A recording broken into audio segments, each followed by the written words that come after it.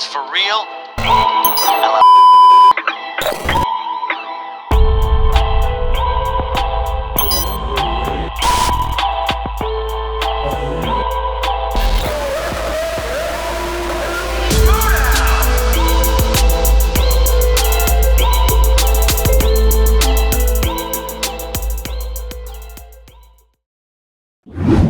Hello, everyone, and welcome to another edition of Nostalgia Crackdown here on the Let's Get Ready Network. I'm Adelia, that's my buddy Josh, and we are here to talk about the Schmoedown, the show that we all still love, even though it's been gone for a long time now. Josh, how you doing tonight? I'm doing good. I mean, this is an episode I'm very excited about. When we were talking about when we first came up with the show, this was one of the episodes we kind of knew we had to do just because of the importance of the topic. And we have a great, absolutely phenomenal guest to, no one better to discuss this topic, which is the promos. Yeah, the art of the Schmoedown promo. No one better to talk it with than the man who edited most of them, if not all of them. It's Eric, Nerd Chronic. How you doing, Eric? Hey everyone, doing well. Thank you for having me. Thanks for joining us. Of course, happy to be here. Yeah, I know you've been covering so many elements of the Schmoedown since the show ended, and I'm really proud to have been a part of it for the duration that I was with it. Until I had left. But yeah, let's talk about the promos. It's something I've always enjoyed doing and breaking down when I had the chance. So thank you. Absolutely. And let's get into it. So, first off, how did you first discover the Schmoedown? It's a good question. I'm trying to rethink the whole thing. I think I discovered it like through a lot the way a lot of people did in the early days, which was just by osmosis of getting into sort of internet content of like movie discussion and discourse through things like Collider, Schmoes Knows, and then seeing the sort of crossover element of different people coming together for the show that I sort of knew their faces from, like Jeremy Johns or John Campy or whatever, coming to play this game. I thought that was really interesting, just the concept of it, of people playing it. And then that's sort of like my first sort of initiation into it, finding it. And then I think the way I sort of understood it was when I started a podcast back in like 2016 ish with some friends of mine, and that's where the name Nerd Chronic comes from. It was called the Nerd Chronic Podcast, and I was just looking for people to like have on, just to talk to, and interview, to talk about like their experience with like sort of podcasting and content creation. And I found Late to the Party through some of their TV reactions that they were doing at the time. And when I found them, I found the Schmoedown again tangentially through them, that they had been on a couple times. So that's when, like, again, it all sort of really clicked for me that there was this like sort of ecosystem going on with it. And how did you first get involved with the Schmoedown as an editor? So yeah, so in 2018, I think it was, the Schmoedown started having their first live events, and they had three live events in that year here in LA in North Hollywood, at the El Royale Theater. That's what it's called, El Portal Theater. And I just on a whim went to the first one, bought like a VIP ticket, just because I just really looking for more stuff to do in my life at that time. I just wanted to like sort of fill my time and energy with like some new interests, and I was getting into this one at that time. I decided to go on a whim and go, and I just like by myself and had a really great time just being there in the crowd and being amongst everyone who are obviously longtime fans. And then they said we could take video of the event on our phones and pictures and everything like that, just unpost it until the event's up.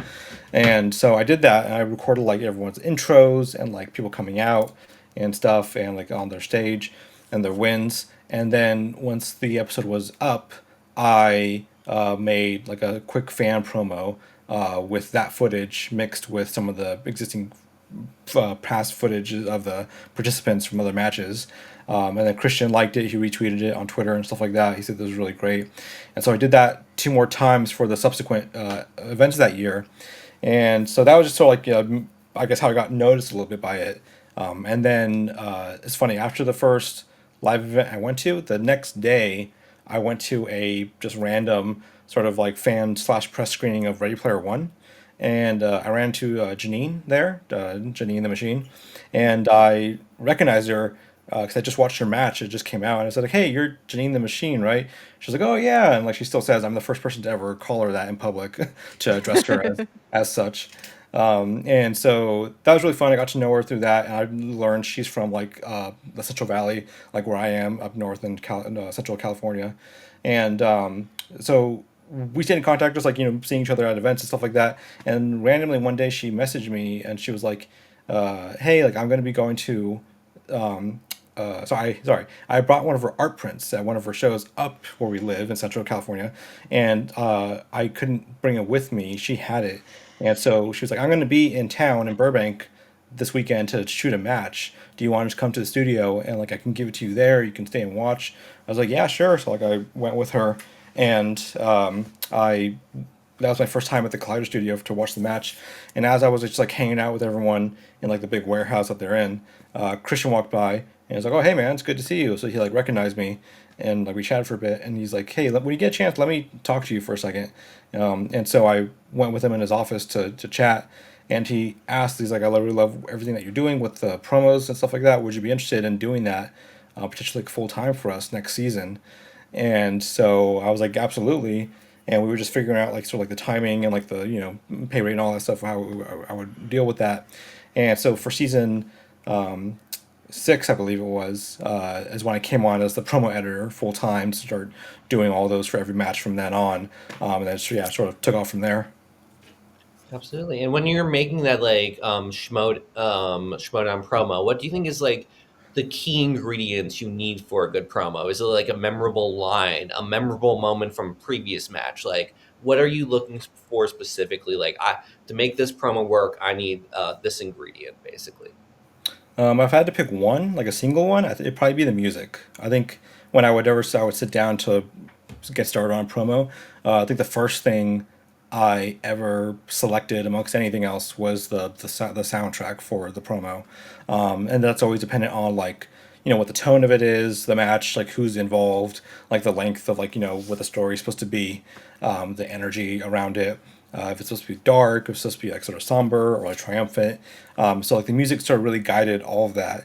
And so when I would sit down to think about like there's a big championship match coming up, like I want something that's like sort of like maybe heroic or like like a comeback story or something like like really dramatic. If it's something like that's like a one-off match and like a fun one, I could have something more poppy, maybe a little more rock. So yeah, it's like that was sort of like the main element that guided how I would then construct the promos. And then on top of that, I would have what I call load bearing clips or load bearing moments, which were like specific lines or clip playing that matched with the music that I can like see like right away. Like I got to hit this note with this line or this shot and make sure like that's sort of like there because that's like sort of like the big emotional crux of it, and then I can start building around that and putting everything together. What was the first promo you edited that you thought you really got the rhythm down and you sort of like knew this is the like formula going forward for these? Good question. I think the first one, so yeah, because in 2019 things when I came on, yeah, just a promo editor, I had done yeah like a handful up until like the maybe like early summer of like all the general matches, which I was like still feeling out my rhythm and my style to it, and I know people watching it were getting acclimated to as well because before that it would sort of be like a very standardized feel to every promo. It would be like sort of like just like rock, and like they would like the competitors say stuff and like everything sort of like just like clicks like it gets put together pretty simply. When I came in, I wanted to have a different sort of again style and tone for every match depending on who's involved. So the first match I did was the Harris brothers versus Critically Acclaimed. That was the first match of the season, and they were all like a fun bunch, So I made the promo very fun, very poppy, high energy. And I remember people in the comments, like some people in the comments, saying like, "Oh, I don't know how I feel about this like." This kind of music for the promos or like this kind of like like style, and I kind of responded saying like, oh well, it's just for this match, it's not going to be for every promo moving forward, it's going to be custom sort of tailored per match per person. So that's what I kind of was dealing with for the first like sort of third or quarter of that year. I think the first promo that really clicked for me and for like everyone involved. I remember Christian really loving it. Was the Guy versus Bateman promo for the Texas event that they had. That was the one that Christian, sort of imparted upon me. He was like, "This is going to be a really big event. It's like WrestleMania level, like crazy feud between Guy and Bateman. So we want to really go all out with this." And so the one he always references is like Stone Cold versus The Rock. That's like the promo that he wants to really sort of like nail and emulate in a lot of ways. And so I was looking into a lot of that and other type of promos. And so when I approached that one, like I said, I found the right music that sort of helped, tell their story and then build up to the event itself. And once I was done with that, I was pretty happy. I could tell you the load bearing clip in that was Bateman saying, "I'm coming for you." When he's at the New York event, he's like shouting into the camera. That was the first clip I ever put on the timeline with the music. And so that again helped me sort of situate everything around it in terms of like the energy and the build up to it. And when I was done, I sent it to Christian. It was like the day before the event, and he called me and he's like, "Hey man, like I just saw the Guy Bateman promo. I just gotta tell you, like it's just like it's all wrong. It's not really what we're feeling for this." And I was like, "Oh really?" Like he's like, "I'm just kidding. Like he's like, I love it. Like it's it. You knocked it out of the park."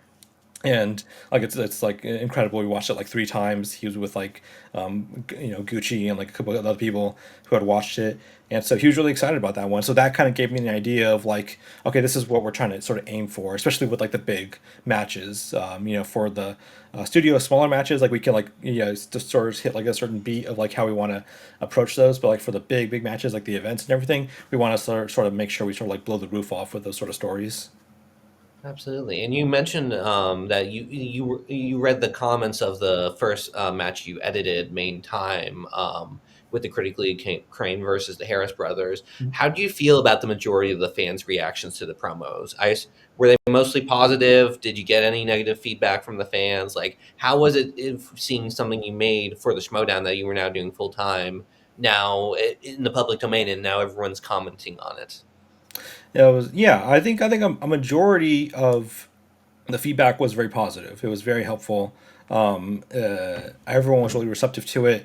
I think I, luckily, made my mark with it and was able to elevate the show a little bit with like the attention to detail I was bringing the show, especially because I made like a really significant effort to involve like the fan shows and like the people who are talking about the show week to week and trying to incorporate them into like the narrative because like they would have guests on and like have like opinions on it.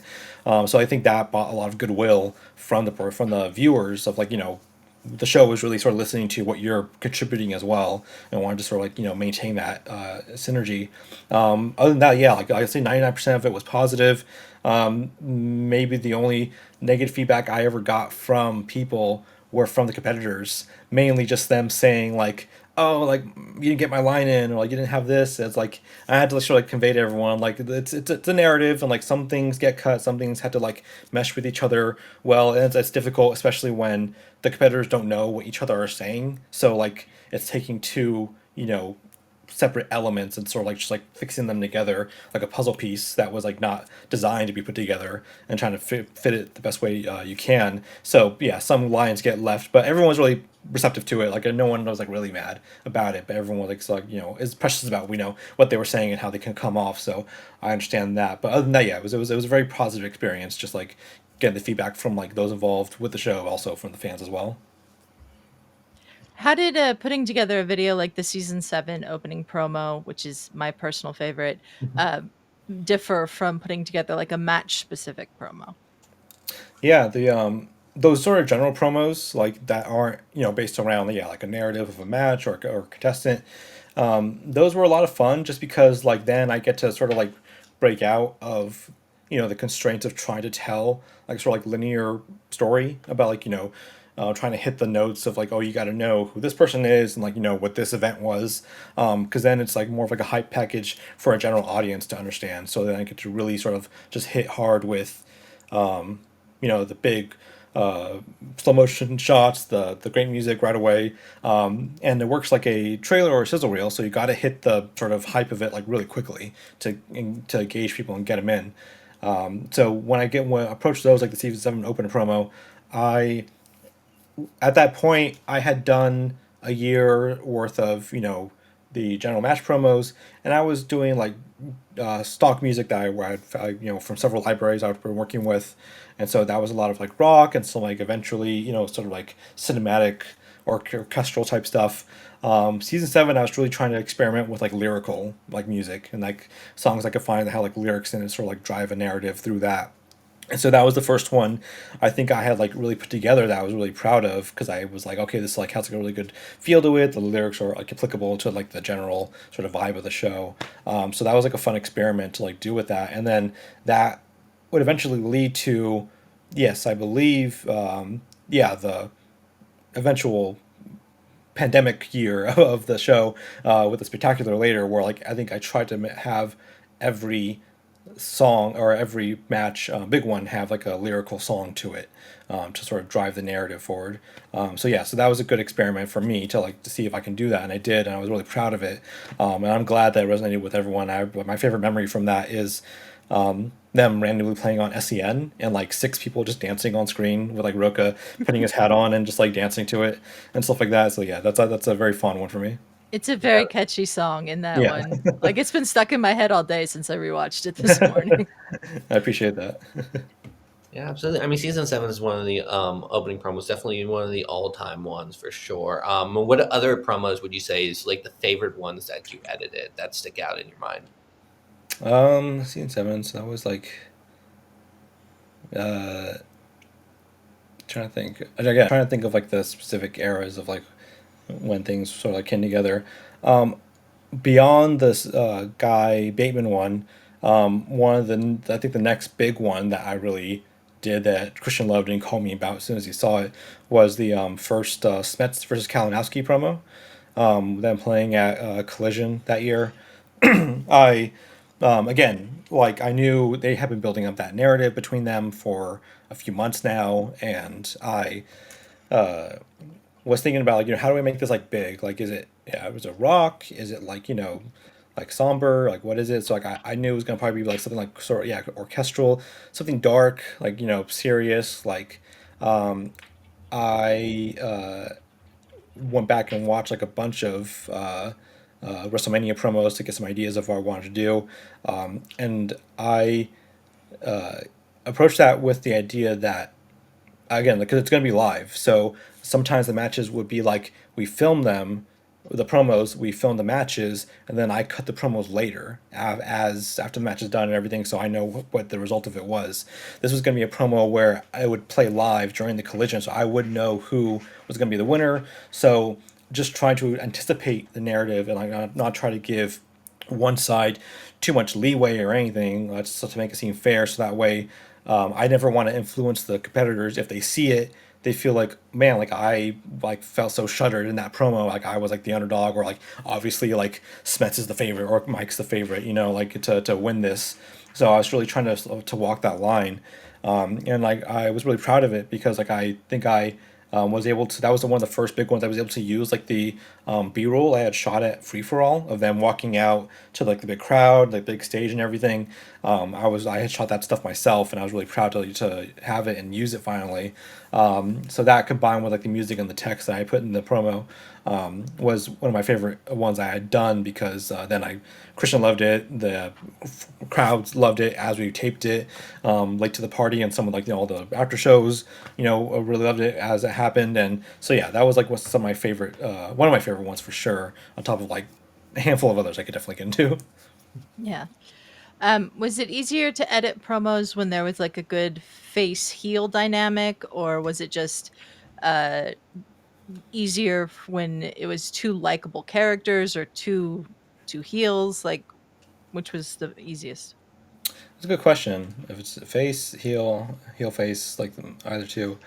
I think when it's two heels, I'll say that gets a little hard because, obviously when someone's playing a villain or whatever, they really want to sell themselves, so they talk a lot.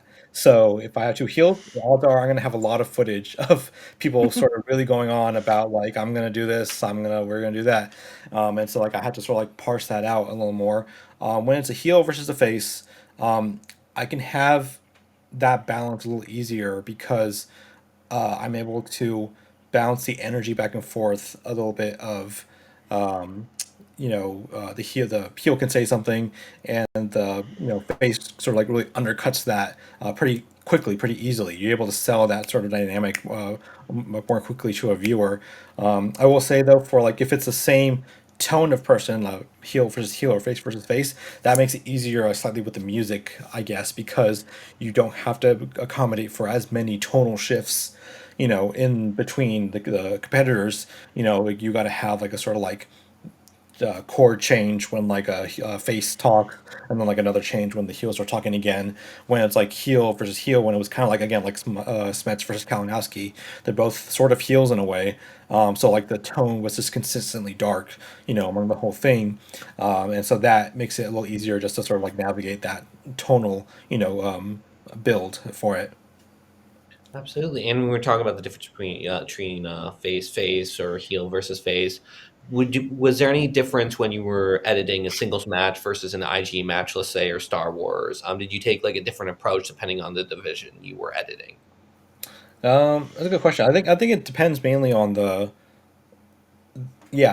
tone and sort of like level of severity that the match is. Like if it's a singles match, or even like IG or teams like in regular season, like the stakes of it aren't as huge as say if it's like a championship match or like a tournament match. Once things get later into the season, things start getting more serious, and like you sort of had to up the ante with like sort of like the weight of the promos and like what that's sort of selling to the viewer. I will say that the IG matches had the most dynamic range to it, I think, because we had people in the IG division, which were like, that were like David Moore and Emiliano Jacobson and like the Warfather. So people who are like really big characters, but then we also had like this sort of like really serious predators like Mike and Smets and so on, who like, brought, the sort of drama to it. So that was the interesting part of it, like trying to strike the balance every time. We would have a new competitor come in, and as they won or like crossed over, again, trying to sort of find the balance between those two people, if they're really bubbly or if they're really dark or whatever, and let's trying to sort of like make that match pretty well. Was there ever a match that you watched being filmed and you immediately knew, okay, this is where I need to go with the promo for this? That's a good question. Yeah, as we're filming it, trying to think of like the studio ones. It depends because like again, when we film it, we film the promos first, and then we would film the matches. So I would know what they had just said, you know, in the promo, and once in a while that would reflect, what they would do in the match. Like, I think there was one where Snyder said in the promo like he's never had a perfect round one, and then like later that day he got it. So like that, makes me want to make sure like okay, I got to make sure we hit that line so we could tee that up. So it's like an important thing. We Roca can go on about like when he played Paul Yama, about like Paul having a face turn, but he still needs to sort of be humbled a little bit for his heel run that he did the previous year. And I know that Roca won that match, so I sort of did want to play that angle up. If Roca had lost, maybe I wouldn't have played it up as much because like again like then it sort of sets up this like weird narrative of like that, because Paul didn't respond to it obviously, of like a narrative that leads people in a trajectory where like it might feel sort of like incomplete. I'm not trying to play favors for anyone, but like I'm trying to at least like have the viewer have a consistent experience with like, oh, what are we building to here with the promos, and then getting into the match. Yeah, I'm curious while you're watching the match. Let's say you're watching a match live and you've seen the competitors do that promo. Do you have trouble actually enjoying the match you're watching because you're thinking too much about the editing or the promo in the moment? Well, eventually, as after yeah, and after the first year or so, once I was able to get my hands on like some extra cameras, and then I had some extra helping hands with like my buddy Dwayne Burke and some other people who were around. We started filming the matches with separate cameras for those like slow motion B-roll shots. So that became like a big part of like my focus during those matches. Like for the first year, I would like sit and watch and enjoy, but then I had to like sort of start preparing for when they're going to come out, the entrances, for when they're going to win, or there's going to be a big moment in the match, like someone gets like a big answer or whatever. Trying to anticipate those moments with like my camera in hand to make sure we get like those big reactions became my main focus. So like that did occupy a lot of my sort of enjoyment and attention for it eventually. Was it more difficult to find the promo for like a big title match where, say, the competitors had never faced each other before, as opposed to like two competitors that had a lot of history with each other? Yeah, yeah, those are definitely very different because when it's a fresh, match, um, then you're building off of like their general reputation, like just like where they come from, like what does it mean that they are like coming at this impasse of like maybe one is on a losing streak, the other is on like a hot run, whatever, and trying to build those sort of exterior elements into the story. When it becomes to like players that have faced each other before, that's a lot of fun because then you can build up like, oh yeah, like last time they played, like this person lost, they want revenge or whatever. But the more and more that happens, like the obviously the bigger the story gets, and you're trying not to hit the same beats of like every time, like Mike and Rachel played each other like what, like 5 6 times, and there's Yeah. obviously a story there. But if they're gonna play in IG in July, and then potentially in teams in September, and then again whatever, like you got to think ahead and make sure that you're not firing everything off in one promo, because then what are you going to have left for the next one? You got to sort of like pace out elements so you can tell the story in like deliberate chunks for one match, and then like potentially save more for the next one. And the next one you gotta like gloss over some of the beats you or had hit previously to just like get to that point because you want to get to the new story of like what's happening now. So yeah, so once the competitors have like a long history, then it becomes a little complicated to again sort of just like parse out how you want to approach each match if they're going to continue to keep playing against each other after that, especially. Absolutely. And do you have a favorite competitor or a competitor that made your life easier, that made promos easier, like a favorite competitor to create a promo for, or that made your life easier as a promo maker? I think definitely the one that pops out to me right away is Smets and Kaiser. Like literally the first day they ever played, they ever got in.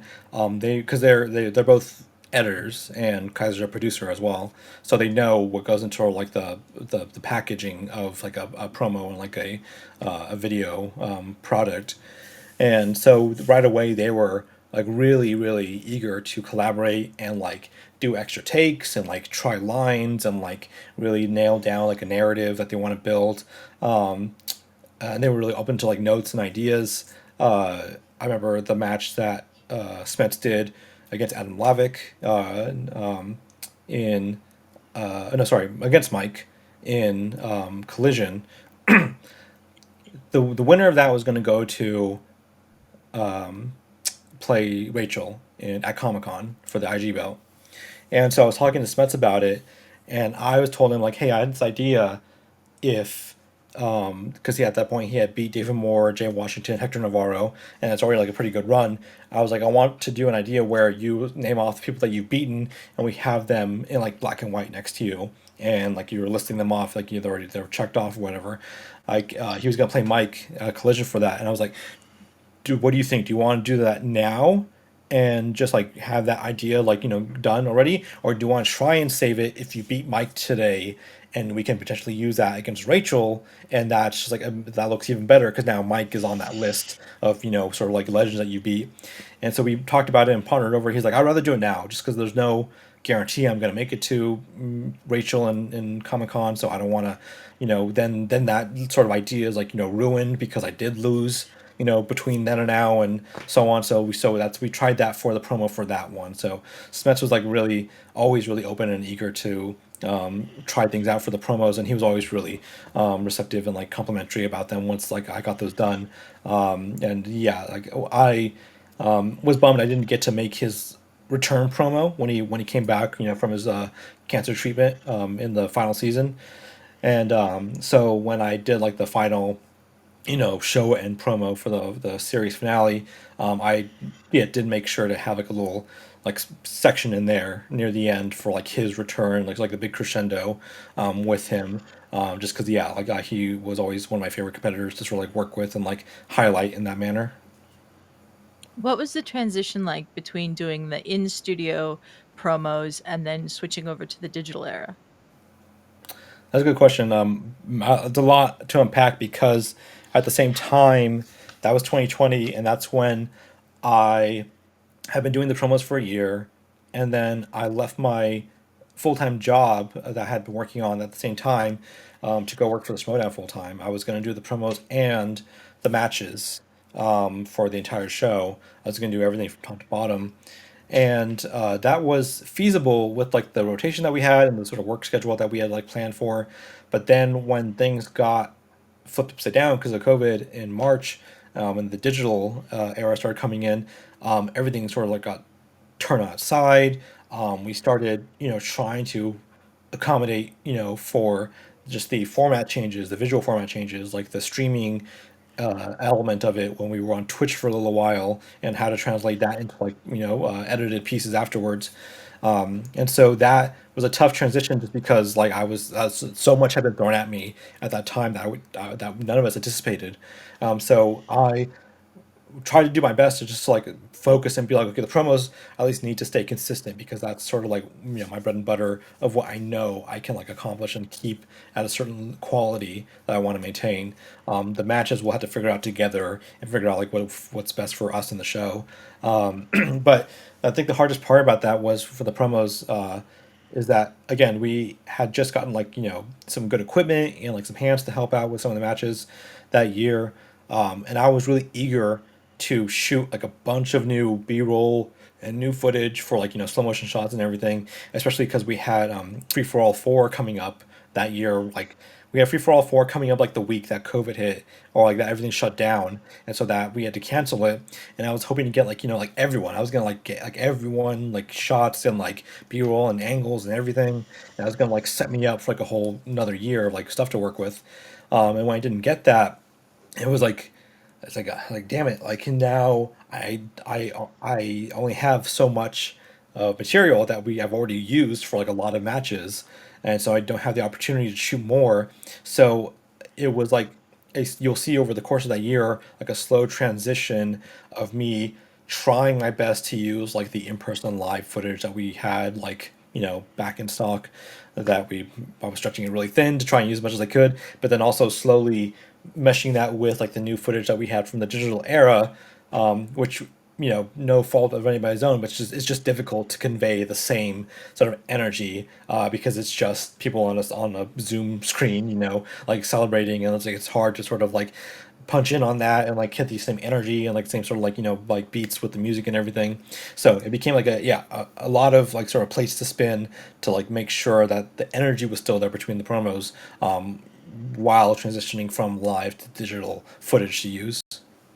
Absolutely, and you even hit on the next question we were going to ask is because me and Adelia love the digital age. We think there's a lot of great matches. There's a lot of things we love about it, but visually, it does look extremely different Mhm. of pre-digital age and post-digital age. So now, when you have a match, let's say that you have history both in the digital age and pre-digital age, how do you approach trying to integrate like these two different visual moments into the same promo? Yeah. So like once like a year, after we did the first year of like the digital matches and stuff like that, like we had our footing with what we were doing.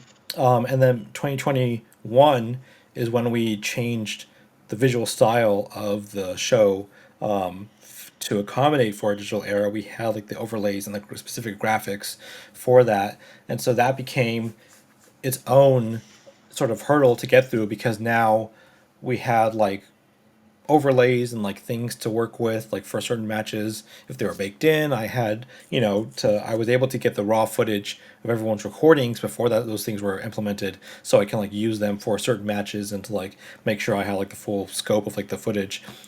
So as we got further into that year, it became like a sort of difficult dance to like know does this shot look better with the name tag underneath it, or the score above them, or the manager there with them in the separate box, or is it better with, like, if it's just their screen, like just a full picture frame of their face, or if, like, if it's gonna be everyone on screen for like a victory or a win. That was the thing that I had to sort of, like, again, parse out match to match and see what each option would convey to a viewer, especially if it's like a really quick one. An example I think that I had was that I really another match I really love was Gold Leader versus Thomas Harper. That's one of my favorite ones I did, I think, that year, of like just the sort of general matches and like the tournament stuff. And yeah, the footage I had for that was like Gold Leader listing off the Dragon Con competitors that he had beaten. I made sure to have, like, footage of them, looking despondent when he, like, in matches against him and stuff like that, to convey those beats. And so when I'm able to have all of those things, I can figure out, like, okay, what is each shot conveyed to the viewer. But as it goes on, though, mixing that with like the live action footage, and then like eventually the live action footage once we're post digital, then it becomes like a balance of like trying to think of, like, okay, what do we how does the digital look compromise the aesthetic or the sort of grandeur of like a live action event. And eventually I had to sort of like box those off a little bit. I think the season 8 promo that I did for I think it was maybe the New York event, when we finally went back to like our first big live event and stuff like that.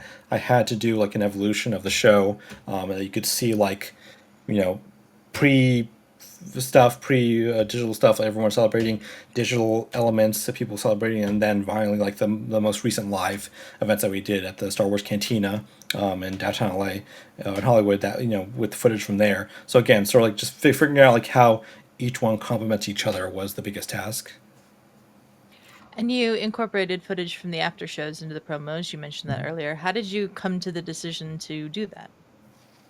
Yeah, I had been really involved in a big fan of the after shows, from the beginning, because, like, again, that's how I found it, through Late to the Party, and they were really sort of the progenitors of that whole space. And through them, I was finding more people who are following the show and like talking about it. And I would tune in to, like, to hear what they said and everything, and they would have some good insight about, like, how they felt about competitors, like sort of like even just like narrative beats, that got also incorporated with like the rundown, with Frank and Brad, and their commentary on it, and like they would have a lot of good sound bites to use. And it was really just out of a necessity, just to have like more sound bites, not from the competitors, like, speaking in first person of like, I'm gonna do this and I think about this about you, but like sort of like how trying to look for like a sort of sports commentary element about the match and like about the people involved, from outside perspective, and seeing if that could complement what the story is from match to match. And then after I started getting those, and that was just to help me with like the narrative, I realized, like, okay, like there were more shows and channels popping up. Like, I felt that they were really such a huge lifeblood of what was making the show thrive, because like they were working for free. It was just like a passion project everyone had, and if you uh, I liked seeing everyone come together to join those channels out of like just a passion for the show. Seeing LGR, like Adelia, yourself, like coming onto the show, and just, again, like being here now through those experiences with them, is like, I think, a huge part of like what made the show special. And seeing like everyone else, like, grow, seeing other channels start off with like just one or two guys growing to like multiple people and so on, and just becoming friends. Like, that was like such a great part of like what I think the show was doing for everyone, as I really wanted to reward that with participation from the show, to feel like you're not just giving you free exposure and free commentary to the show is going to see you and give that back by like highlighting you and some of the work that you're doing, so you can at least feel seen and like appreciated for all the stuff that you're doing on the side. And that was like just like a really sort of strong bond I was trying to maintain, especially in the digital era when things got a little more mixed, and like more competitors were going on more shows and so on. That made it a little bit easier because like I think competitors would have good sound bites on there, and so yeah, like it became like a really good sort of symbiosis between the show and the after shows by that point. Absolutely. And the other thing that came with the digital season is the faction system. And I'm curious because it was said sometimes that the faction system was too restrictive for storylines. For Mhm. when you make promos, did you feel like the faction system added and made the promos easier, or did you think the faction system, the sports element of it, made it more restrictive and harder to tell some of the promo stories you wanted? It's funny. It's kind of like that issue of like less is more in a way, where when you have unlimited resources and unlimited budget or whatever, you might get overwhelmed with the options of that are presented to you. So like you start to sort of like shrink in the under the weight of that. With the faction stuff, I think the biggest issue for me was that we incorporated the managers really heavily. So now the promos weren't just two competitors talking to each other. It was the competitors, the managers, like the teammates or whatever, the after shows, like the commentary from the matches themselves and like the previous events. And so like things started to sort of like, really compile of like what I'm using between that. Some days it would be really helpful because it would be like, okay, I have a lot to work with. Other days it'd be like a little difficult because it's like, okay, now I have uh, 10 minutes from each person doing a promo. So that's 40 minutes of, material to work with. Like we can't have the promo be 40 minutes. I'm gonna have to cut this down into like a 3-minute package or whatever. So trying to find the best sound bites between all of them is like the biggest task. And so when I uh, eventually put together like this like we put together this like little list of like, okay, here's the rundown of like who has a match coming up, who we're going to send in. Please, hit these beats of what you want to hit.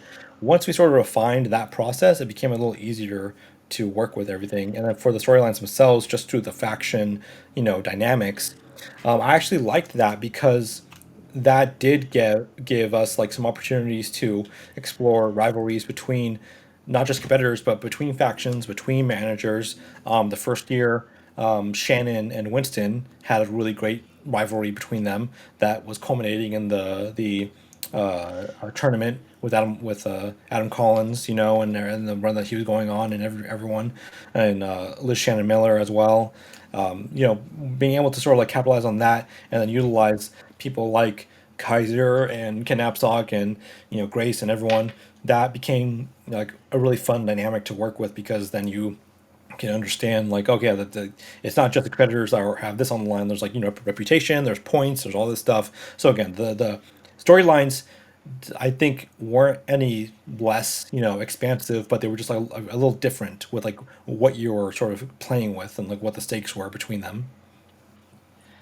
Well, Eric, thank you very much for joining us. Of course. Some real fascinating insight into the process of the promos on the Schmoedown. Josh, any final thoughts? No, not a lot. I mean, I feel like I learned so much about the process of the Schmoedown promos and the editing, and I really appreciate Eric spending time and talking to us about it. So I really thank you so much, Eric, and I really appreciate it. Of course. Yeah. Thank you for having me. Have me back on anytime. We should do one where we, if the music won't be a problem, we'll do it. We just watch them and I'll break them down scene by scene. Yeah, we'll have to do that. Absolutely. That sounds Yeah. great. Well, thank you everyone for joining us on this episode of Nostalgia Crackdown, and we will be back next month with another episode. Bye. For real?